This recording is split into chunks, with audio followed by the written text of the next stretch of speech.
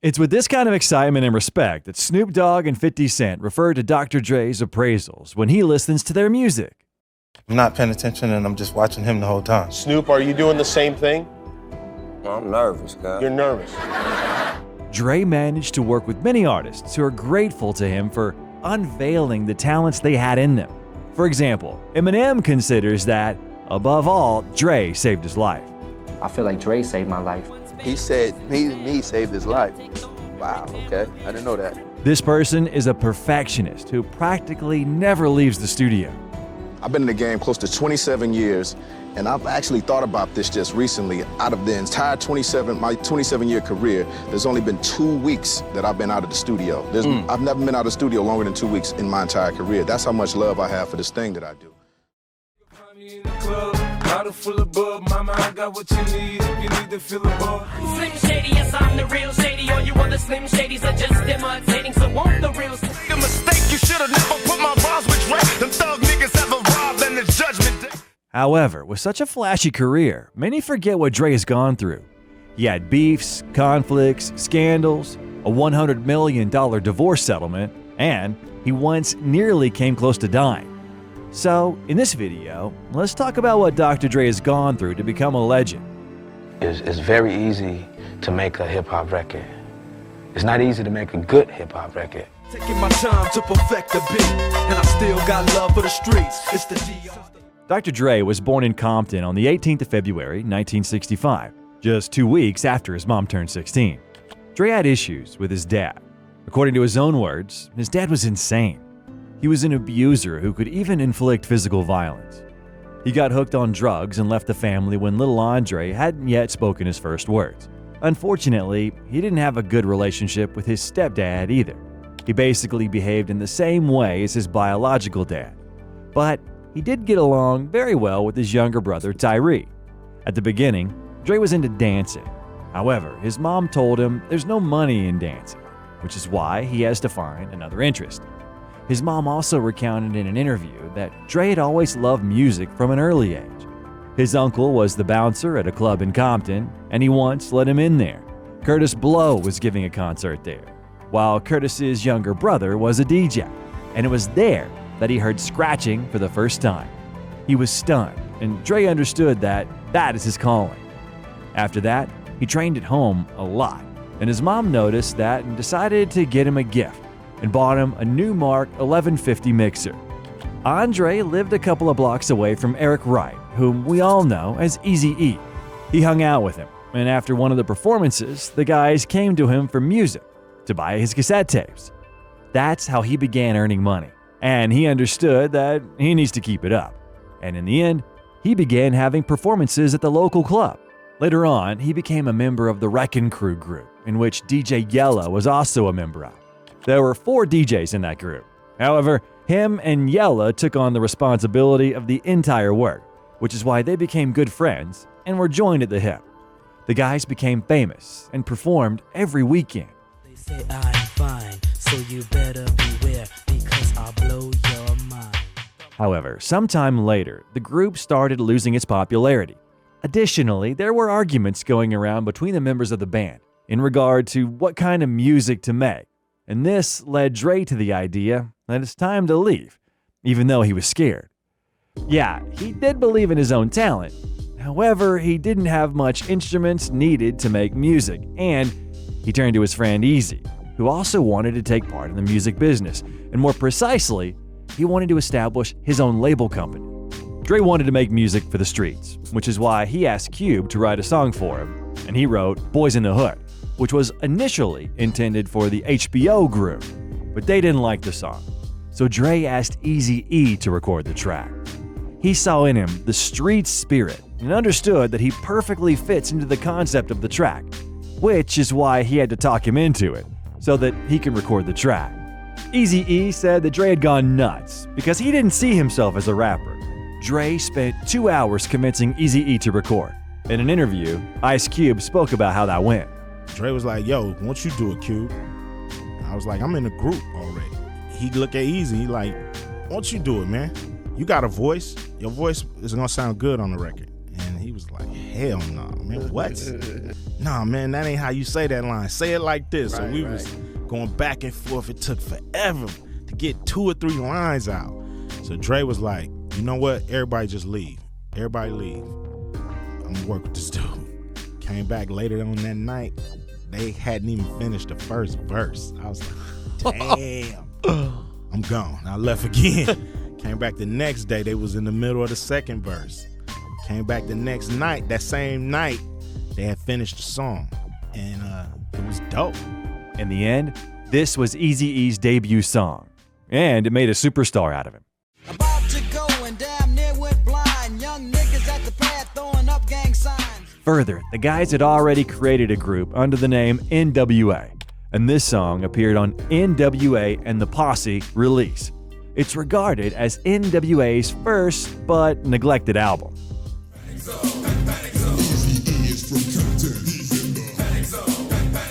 The guys love playing paintball. One day, Dre alongside Eazy decided to create some commotion on the street, began shooting at cars from their paintball pistols, for which they were stopped by the police 10 minutes later and were handled extremely roughly.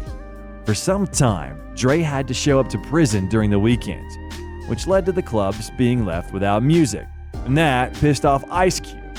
He wrote the song Fuck Police. At the beginning, Dre didn't want to release something of this kind, as he was still showing up in jail. However, they persuaded him, and the track appeared on the Straight Outta Compton album. Fuck the police coming straight from the underground. A young nigga got it bad 'cause I'm brown. Despite the unbelievable pressure from the side of the FBI to shut down the performance of this song, N.W.A. only got more popular from that, and nobody could censor them already. However, during a concert tour, a terrible tragedy took place in Dre's family. If you remember, at the beginning of the video, we spoke about his younger brother D.R.E, with whom he was extremely close. Well, he was killed. A man came running out of nowhere and then struck him. D.R.E broke his neck and didn't regain consciousness. D.R.E wanted to be just like his older brother. He also began rapping and wanted Dre to take him with him on tour. However, he advised him to stay home. Dre told DJ Yella that if he had allowed him to come, then this wouldn't have happened. Those around him noticed that it was then that Dre began drinking more often and just overall didn't seem happy, even despite the fact that his career had become successful. Dre says that each one of the losses he suffered in his life pulled him deeper to the bottom. He felt empty inside, and the thing that always saved him was working in the studio. There, he began working very closely with the D.O.C, who was able to fill the void inside him, giving the producer the motivation to make a cool album for the rapper. What he liked about the D.O.C was that he wanted to be the complete opposite of N.W.A, and he didn't even use curse words in his tracks. And the talent that my mother had born to her equals a duck. What is it, Dre? Yo, man, that's the formula. But at the same time, he liked partying and taking drugs.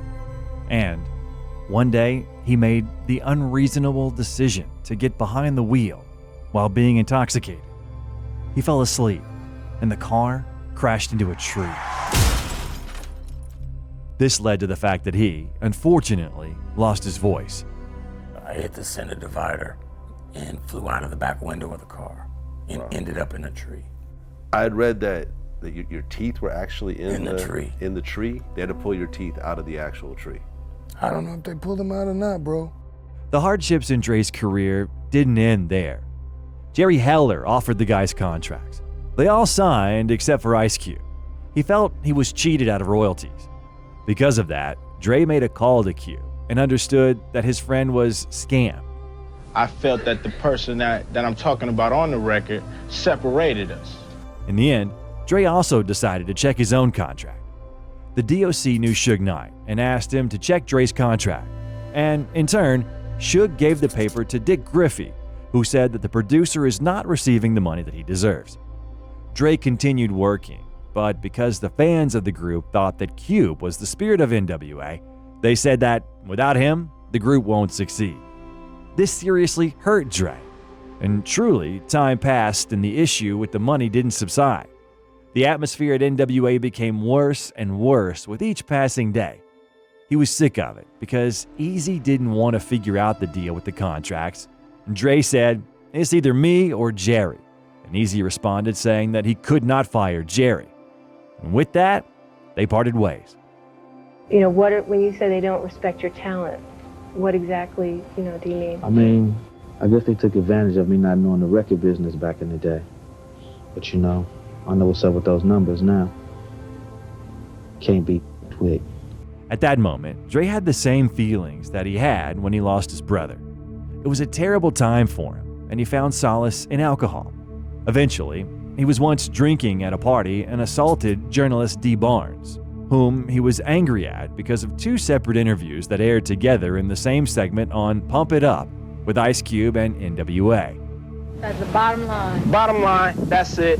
No more N.W.A. Barnes says it was the producer's idea to put the two beefing artists' interviews together, but Dre wasn't trying to hear any of that. According to D, I quote, "He picked me up by my hair and my ear and smashed my face and body into the wall. Next thing I know, I'm down on the ground and he's kicking me in the ribs and stomping on my fingers. I ran into the women's bathroom to hide, but he burst through the door and started bashing me in the back of the head." Also, at that time, he was dating the singer Michelle A, who birthed his son in 1991. A couple of years later, they broke up, and according to the words of the singer, she had also been a victim of violence from the producer's side. According to the singer's own words, he broke her nose, cracked her ribs, and blackened her eyes. Jumping ahead, in 2015, Dre expressed remorse for his actions, saying, "I deeply regret what I did and know that it has forever impacted all of our lives. Any man who puts his hands on a female is a fucking idiot. He's out of his fucking mind, and I was out of my mind at the time. I fucked up, paid for it, I'm sorry for it, I apologize for it." Also, he said that the assault had been like a dark cloud following him for the duration of his career. Later, Dre met up with D.O.C, who said he wants to establish his own label company with Suge Knight. The guys agreed that Dre would look for talents while Suge would supervise the processes. The first time Dre heard about Snoop Dogg was at his friend's party. Dre's stepbrother, Warren G, advised him to listen to the rap of the young gangster. They agreed about meeting up. Dre turned on a beat for Snoop, who began freestyling, and the producer was amazed by it. Snoop was surprised that, of all of the rappers who were around Dre, he chose precisely him. Dre regarded him in a special way, considering him a gem. 6187 on an undercover car. Creep with me as I crawl through the hood, maniac lunatic. Generally speaking, Dre began working on his own album, The Chronic. It took from 8 months to a year to make this album. With this album, everything was put on the line. He poured his whole body and soul into it.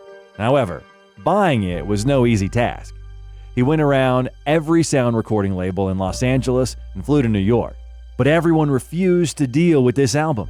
Most companies didn't want to get involved with Death Row because their contracts were connected to Ruthless Records. Thus, he needed to finally break off the contract with them. As Dre says, Eazy-E and Jerry Heller wanted him to come begging on his knees. Dre eventually organized a meeting with Eazy, but Suge Knight showed up instead of him, and he had to threaten Eazy to free the producer from the contract. He used a fake signature on the release form, which is why Dre will have to pay Eazy-E every 20% of each recording of his in the future. And he ended up getting 20% of everything that they put out for the next 6 years, and they couldn't do nothing about it. Anything Dre produced or made over there, he got paid from it. In 1992, no one wanted to get involved with gangster rap because of the pressure received from society. A couple of months ago, Dre interestingly spoke out about why music can influence us so strongly. You have movies where they're killing like 1,000 people in it and nothing is said. That's because music has the ability to touch your soul, and it's a different type of touch. It's a different type of experience when you're listening to music. All right, back to the topic at hand. The only one who decided to take responsibility for this music was Jimmy Iovine from Interscope Records, who was amazed by the quality. In the end, Jimmy even paid radio stations for some time to play Dre's music. And when all of the problems were resolved, The Chronic was finally released. Like that and like this and it's like that and like this and like that and it's like this and like. The album occupied third place in the Billboard 200, The record even sold more than 3 million copies in the United States and was RIAA certified as triple platinum a year after it was released, which led to Dre being in the top 10 selling American performing artist of that year, which, as you can understand, served as a great success for hip-hop, especially if you remember the amount of hate that was directed towards this genre at that time.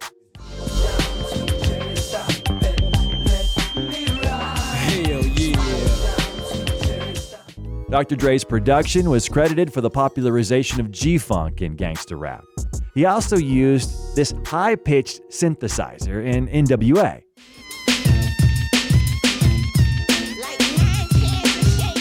But in The Chronic, he perfected this sound, and this synthesizer became super popular, which many associated with the GTA San Andreas soundtrack.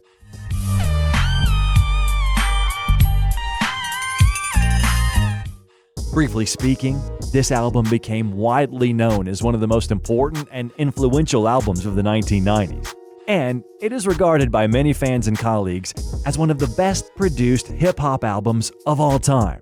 In addition to that, The Chronic kickstarted the hip-hop careers of many artists of the West Coast, including the earlier mentioned Snoop Dogg, and also Daz Dillinger, Corrupt, Nate Dogg, and Warren G. Eazy is this big-time gangster, right? You know, that's the man. Also, in this album, in the intro and in Dre Day, Dre and Snoop diss Eazy-E and Jerry Heller. Fuck Mr. Rourke and Tattoo, a.k.a. Jerry and Eazy. Threw up with niggas you grew up with. Don't even respect your ass. This is how Eazy-E responded to the Dre Day diss track in a unique way. Basically, you can diss me all you want, but I'm gonna get paid. Cause that's why I say Dre Day is only Eazy's payday. And that's real. Eazy also dissed Dre in his own tracks, calling him a dancer and all that. But his coolest diss track was released under the name of Real Motherfucking G's. Motherfuck Dre, motherfuck Snoop, motherfuck Death Row. Yo, and here comes my love. The next project that the protagonist of our video worked on was Doggy Style. This is Snoop Dogg's debut album, which became a classic and the most popular in his discography.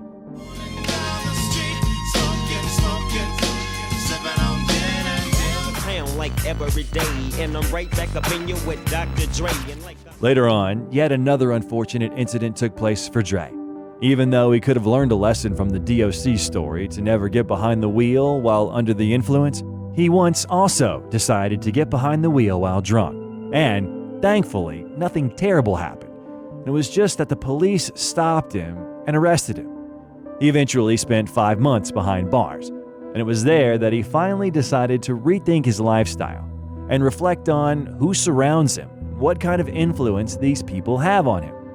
Spending time in prison turned out to be a transitional period for him, and while he was in prison, Eazy-E stopped working with Jerry Heller and wanted to reunite N.W.A.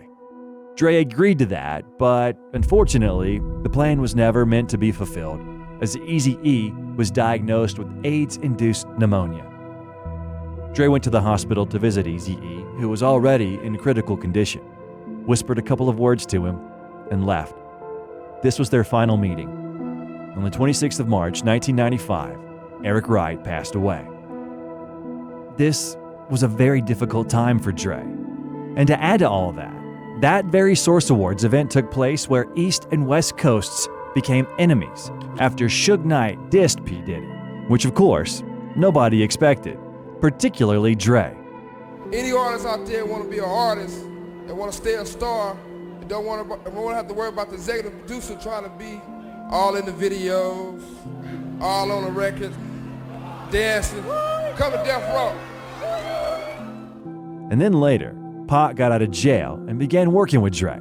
We are out here at the California Love video.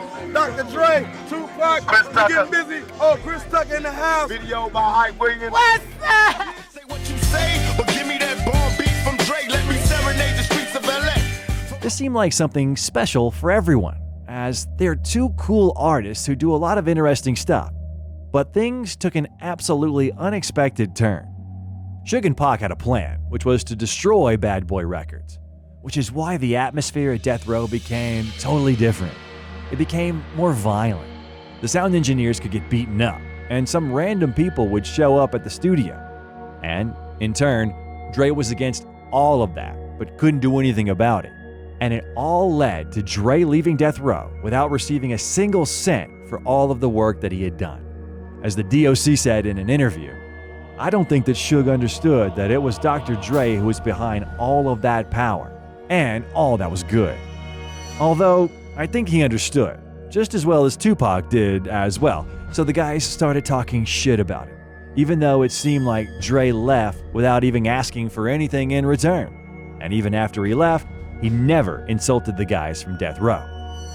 No longer Dre Day, or even Dirt J. Grown and forgotten, rock for plotting, shell play.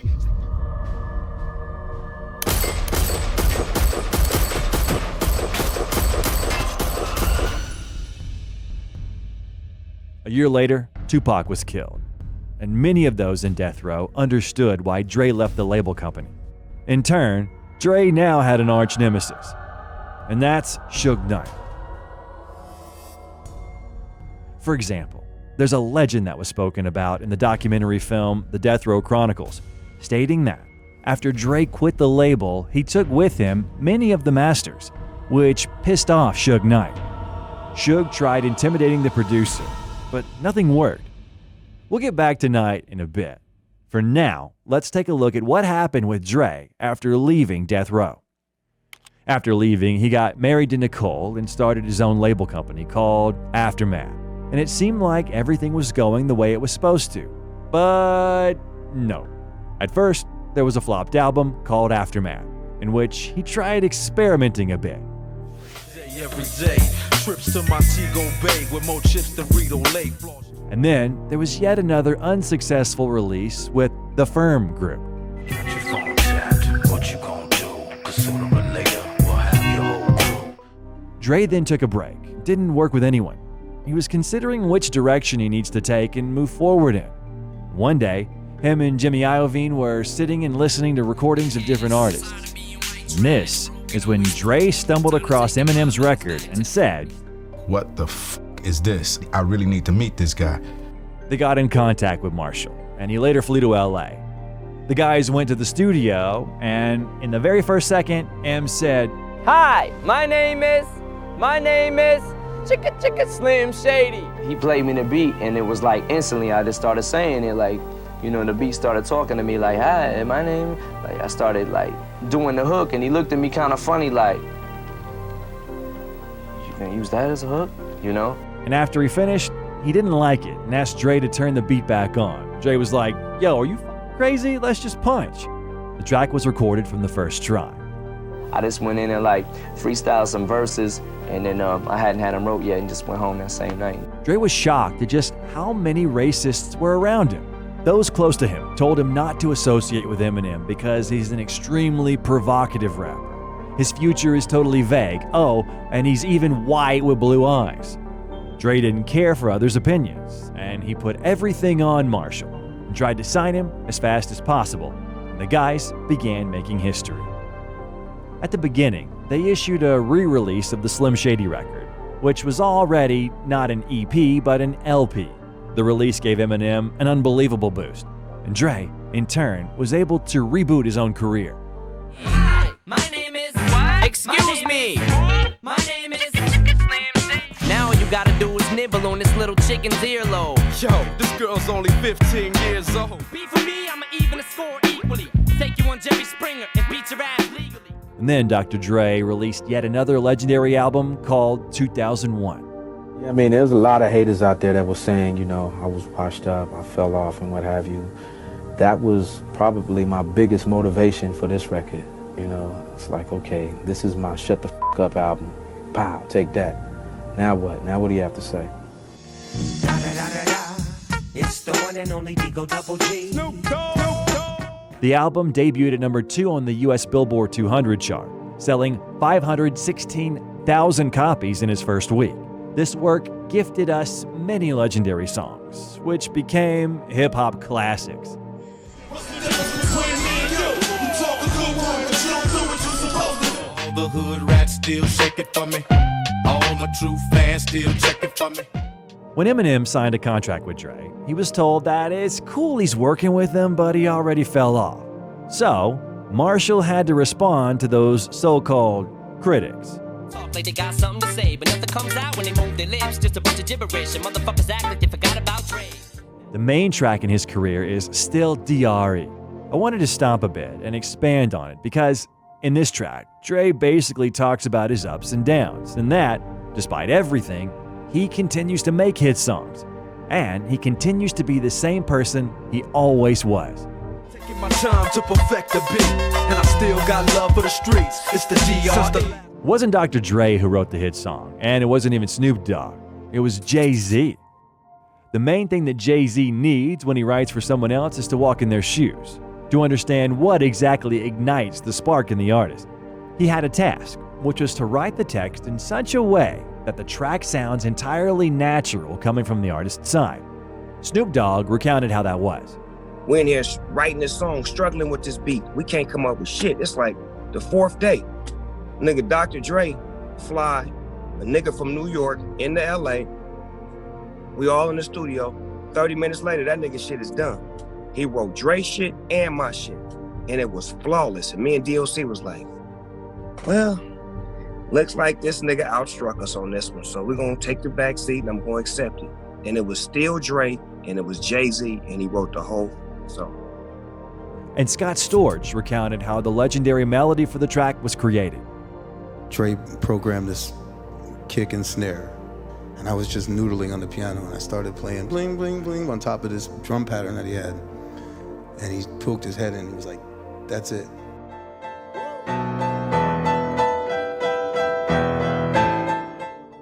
Further, Dre continued working with Eminem. Slim Shady, yes, I'm the real Shady. All you other Slim Shadys are just imitating, so won't the real Slim? Let's get down to business. I don't got no time to play around. What is this? Must be a circus in town. Well, after that, Eminem introduced 50 Cent to Dr. Dre, and together, they embarked on a journey in the making of the Get Rich or Die Tryin' album. You know, we decided that I was gonna do half of the first album and Eminem would do the other half. And my experience working with 50, it was only about 7 days in the studio. I spent 7, maybe no more than 9 days, I'm not sure, for my entire half, you know what I mean? Damn. I would put up a track, he would write it, spit it, and go, yo, put up another one, put up another one, put up another one. Easy to see when you look at me. If you look closely, 50 don't back down. If I can't do it, homie, it can't be done. And, well, we can't just overlook the song In the Club. Dre was one of the producers of this song, which became the main one in 50 Cent's career. According to Dre's words, he didn't even expect the track would become such a big hit. Find me in the club, bottle full of bub. Mama, I got what you need if you need to fill a bub. I usually don't go to Dre or come nowhere near him until I have music to put pressure on him. I play music that I made with other producers or other people. It's hot, and then he'll go, oh no, I got something. Look, watch this, look. And when you play it, then you be like, oh shit, I got a hit now. Although the song 21 Questions was not produced by Dre, he asked his friend Nate Dogg to perform the chorus, which only made the track better. Girl, it's easy to love me now. Would you love me if I was down and out? Dr. Dre didn't want 21 Questions, which was a hit, to be on Get Rich or Die Tryin'? Yeah, he said, I don't know why you want it. Why I wanted the record. Because I'm like, damn, man, I gotta do all these motherfucking push-ups. Right, for nothing. The girls are like, As they say, even the best of us make mistakes. At that time, Dr. Dre found yet another talented rapper called The Game. He made a few hit works for him, such as Hate It or Love It and How We Do. This is how we do. We make a move and act a fool while we up in the club. Either the love it, the underdogs on top. And I'm gon' shine, homie, until my heart stop. Go ahead, envy me. Also, from the year 2002, he was promised an album which got the name Detox. Every year, Dre would say, not yet, just a little while longer. However, he threw away this project and said he wouldn't return to Detox any longer because he just didn't feel a connection with this album. He continued producing tracks for other artists, but he worked the most with Eminem. Together, they recorded the album Relapse.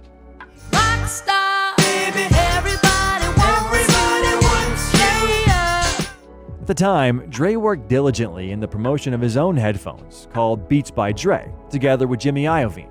Dre was offered to create his own line of sneakers, but he's not into trendy fashion senses. And what's even more is that he prefers sticking to just one and only pair of shoes.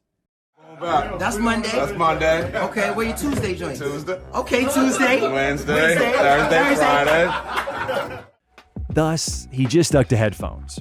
As you all know, these headphones became super popular, and at the same time, basically almost every single celebrity was seen wearing them. Some sad news out of Los Angeles today. It was confirmed this morning that the 20-year-old son of hip-hop star Dr. Dre was found dead in his home on Saturday. In 2008, another tragedy took place that sank Dre into depression once more. His son, Dre Young Jr., passed away from a drug overdose. However, he once again managed to find the power to pull himself together. And in 2011, him and Eminem recorded the song I Need a Doctor. This is his testimonial of the role of music in his recovery. At the end of the video, you can see Dre visiting Eazy-E's grave.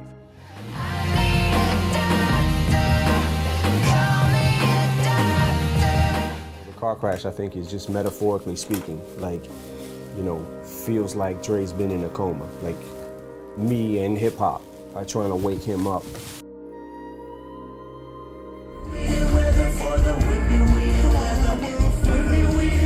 So somehow one of your tapes ends up in Dr. Dre's hands and he goes, oh, this kid's got it. Right. I think a YouTube video as well. I can take credit for is opening the door for him because he's done everything himself. Him and Dave Free.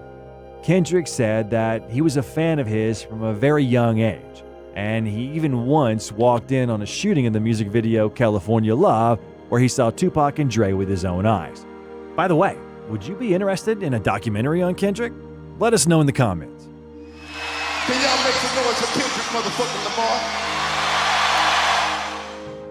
In 2014, a very important and interesting event took place for Dre. He sold Beats by Dre to Apple for $3 billion and $200 million. Another level. Billionaire Boys Club for real, homie. Huh? Fix your face. Fix your face. Know that. Oh, shit. The Forbes list just changed. It came out like 2 weeks ago. They need to update the Forbes list. But after this video where him and Tyrese were bragging about the deal came out, it apparently broke a confidentiality agreement. The breach ultimately brought the deal down from 3.2 to $3 billion. The next major event in Dre's life became the filming of the Straight Outta Compton movie. This film is considered one of the best about hip-hop, even though it contains a few falsely depicted moments. But it is, above all, a movie and not a documentary, so we shouldn't be taking it too seriously. Inspired by the filming of the movie, Dre released his third solo album under the name Compton. I'm just talking to my dad. I'm just talking to my dad. But unfortunately, there was one person who ruined everything and brought yet another tragedy into Dre's life. I'm talking about Suge Knight. During the shooting of the movie, Suge met up with Terry Carter and Clay Sloan. The guys had a falling out, and then Knight got in a car and ran over them, which caused Terry Carter to die on the spot, while Clay Sloan miraculously escaped a fatal outcome and remained alive. As Dre says, Terry was a good person who raised 12 adopted children. Suge turned himself in to the police the next day, saying that he went to the shoot to meet up with Dr. Dre. Actually, this entire time, Suge Knight was after Dre for a full 28 years, with no particularly understandable reason. Many think that this was just regular jealousy. When Dre left Death Row, matters got significantly worse on the label. Dre made hit tracks while Suge sat in prison for a probation violation. And then, after he was freed, he couldn't even get the once most famous influential label company back on its feet, which is why for the next few years, he attempted to screw with Dre. How? Well, for example, Dre's second album was initially supposed to be called Chronic 2000, but Suge snatched the name for a Death Row album, and Dre had to change it to 2001. Then Suge interfered with the shooting of the In the Club music video, attempted to disrupt the ceremony in 2004 by ordering an attack on Dre for $5,000, and so on. We have a detailed video on the channel about why Suge wanted to kill Dr. Dre. You can check it out. And in fact, if you examine the pattern, where Dre was, things always went well there. N.W.A.'s best time was with Dre. Death Row's best time was under Dre. The Game, 50 Cent, and Snoop's most popular albums were their works with Dre.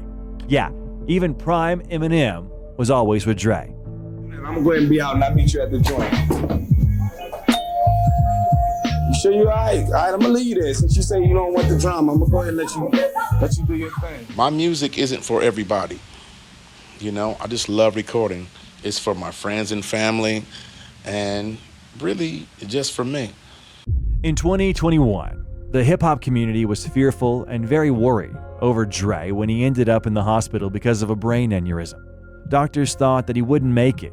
The legendary producer admitted that the doctor called his family into the room to say their goodbyes. This is what he said. They didn't let anyone come close because of COVID. Guests, relatives, nobody. Then they let my family come to me. Later on, I found out they called them so they could get the chance to say goodbye to me. Dre said he suffered 3 strokes during those 2 weeks. The artist was also told that he had high blood pressure, which he said came as a surprise because he maintained a healthy lifestyle. The doctor said that he cannot imagine just how lucky he was to survive. And also, in that very same year, he finally burned the bridge with his now ex-wife, Nicole Young, who birthed 2 of his kids, and whom he was with for 24 years. At the beginning, she filed for divorce in 2020, claiming that she was subjected to ill treatment and she was suffering from post-traumatic stress disorder. In court documents, she said that he put a gun to her head twice and punched her with a fist to the head in the years of 1999 and 2000.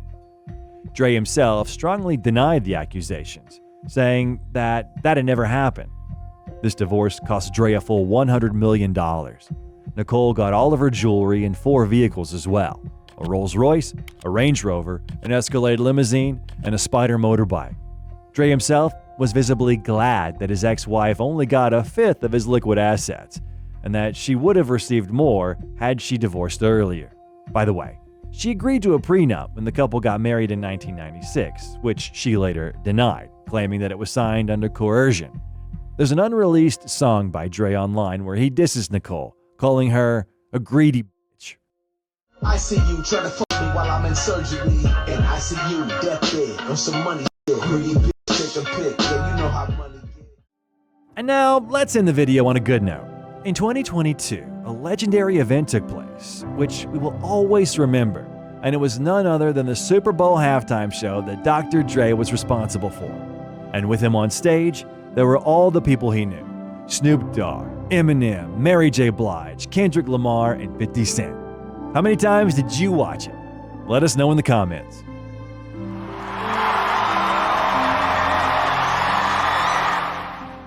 Even despite all of his tragedies, all of the ups and downs, Dr. Dre became the most legendary and influential producer in the hip-hop industry, and he's not planning on ending his career just yet. This year, he's releasing collaborative albums with Snoop and Eminem, which we're eagerly waiting for. The next video that I recommend you watch is the history of N.W.A. Thanks to those who watched till the end, subscribe to the channel, hit the like button, and see you soon.